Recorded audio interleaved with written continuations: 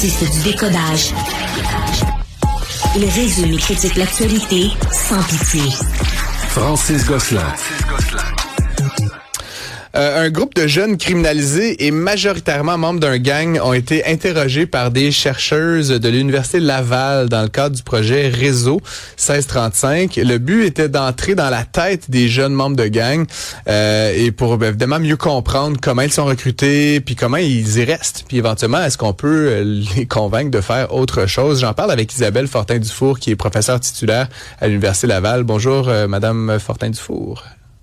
Bonjour, M. Gosselin. Merci d'être avec nous. Et j'aimerais un peu comprendre justement ce que vous avez découvert. En fait, qu'est-ce qui fait qu'un jeune choisit ça comme, disons, plan de carrière là, de se joindre à un gang de rue puis choisir la criminalité en très bas âge? Mais en fait, ils le choisissent pas. Alors, c'est vraiment ça le clou là, de notre découverte. C'est qu'on a été conscientisés au fait que les jeunes se font recruter très jeunes. On parle de 11 ans, 12 ans, 13 ans. Donc, évidemment, pas un âge où on peut faire des choix éclairés sur ce qu'on veut faire dans la vie et avec qui on devrait avoir des bonnes relations. Alors, les jeunes rentrent dans ce qu'on appelle vraiment une trappe, là, un piège, c'est-à-dire qu'ils vont d'abord s'adjoindre au groupe, souvent pour avoir de la protection, pour avoir un sentiment d'appartenance, pour avoir accès à des objets peut-être qui ne sont pas en mesure de s'offrir. Et progressivement, ils vont être mis en contact avec des gens qui sont de plus en plus agressifs ou violents et qui vont leur demander progressivement aussi de commettre des actes de plus en plus violents. Et là, les jeunes ne peuvent plus quitter quand ils sont rendus là parce que s'ils quittent, il n'y a plus la protection du gang. Donc là, ils sont à haut risque d'être victimisés par les gangs opposés. Donc, c'est vraiment une espèce de piège dans lequel les jeunes sont pris et pour lequel ils n'ont pas vraiment d'issue possible. Ouais, on parlait récemment de ce jeune là à Saint-Lambert là, qui avait foutu le feu dans un restaurant parce qu'il voulait s'acheter, je me rappelle plus, une paire de sneakers ou de jeans de marque. Là. Donc c'est souvent des petits montants même au départ là qui les incitent à commettre des crimes et comme vous l'expliquez de plus en plus graves. Vous dites qu'on se sent prisonnier, que évidemment si on quitte on n'a plus la protection, mais est-ce que ça veut dire qu'il faut désespérer de dissuader les jeunes ou en fait de les sortir de ces trajectoires-là? Je pense que la réponse, c'est les deux. Donc, il faut évidemment prévenir, donc sensibiliser les très, très jeunes adolescents aux risques qu'ils courent, parce que ça a l'air de rien, ça a l'air anodin au début, c'est des petites choses. Tu peux aller porter telle chose à telle personne, c'est des petites demandes, et puis les jeunes ne sont pas nécessairement conscients que plus ça va aller, pire ça va être. Puis les jeunes nous ont dit, on a commis des choses horribles pour lesquelles on se sent vraiment pas bien, mais j'avais vraiment l'impression que si je le fais ou c'est moi qui vais être victimisé, tu sais. Donc, c'est en soi l'expérience de faire partie d'un gang, c'est très traumatisant pour les jeunes qui en font partie. Donc, oui, prévenir, mais surtout aussi avoir des mécanismes qui sont adaptés à ces jeunes-là. C'est des jeunes qui souvent ont vécu des expériences de traumatisation durant l'enfance, qui ont été victimisés au sein de leur famille et qui sont en quête de protection. Et là, si on n'est pas en mesure, nous, de les protéger comme citoyens, ils risquent de se tourner vers ces gangs-là pour satisfaire ce besoin-là. Donc, vraiment, être à l'écoute des jeunes qui sont fragilisés, de trouver des alternatives aux gangs. Et une fois qu'ils sont dedans, peut-être de penser autre chose qu'à la judiciarisation.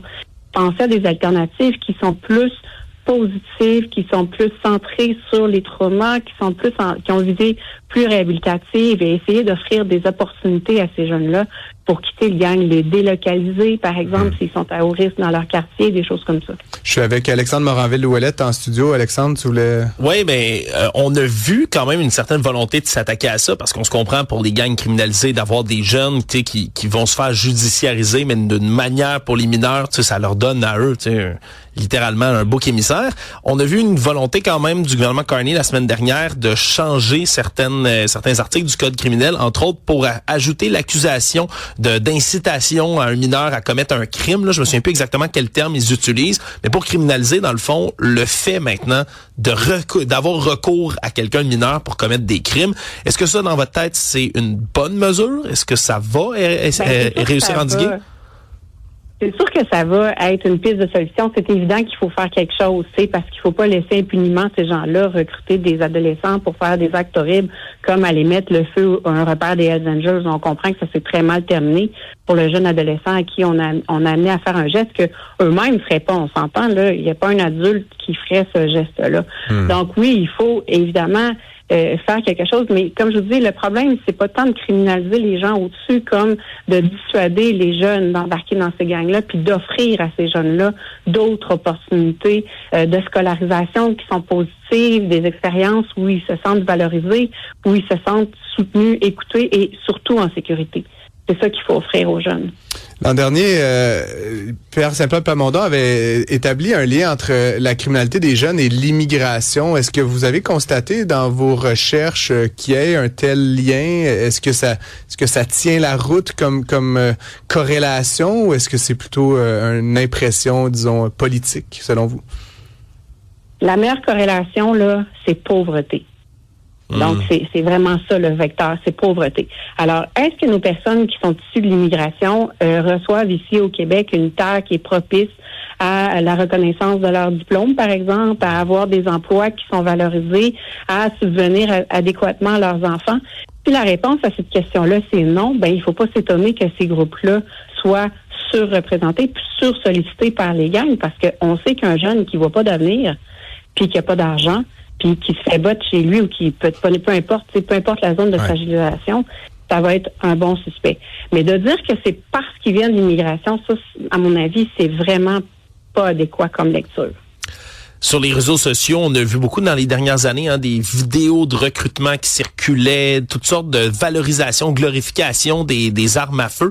Est-ce que c'est un volet que vous avez étudié aussi, le vecteur des réseaux sociaux pour réussir à recruter des jeunes dans le crime organisé? Non, parce que c'est pas tellement sorti. Les gens, ils ont pas, c'est vraiment sorti de gré à gré. C'est telle personne dans tel contexte. Donc, peut-être que ces vidéos-là peuvent peut-être avoir un impact, peut-être banaliser la violence qu'on y voit. Peut-être que les jeunes pensent que c'est une belle vie, ils envient la vie des rappeurs, ces choses-là. Mais nous, on n'a pas vu de corrélation. Les jeunes, ils ont été recrutés par des vrais humains là, dans le cas des jeunes qu'on a rencontrés. Mais je dis pas que là, ça se peut, là, mais c'est pas ce qui est arrivé à nos jeunes. Très intéressant tout cela. Isabelle Fortin-Dufour, je rappelle que vous êtes professeure titulaire à l'Université Laval et vous avez donc participé à cette étude là, de jeunes criminalisés, membres de gangs, que vous avez interrogés pour un peu mieux comprendre leur motivation et les circonstances qui les ont amenés à joindre ces groupes. Merci beaucoup d'avoir été avec nous. Au plaisir. Au revoir. Au revoir.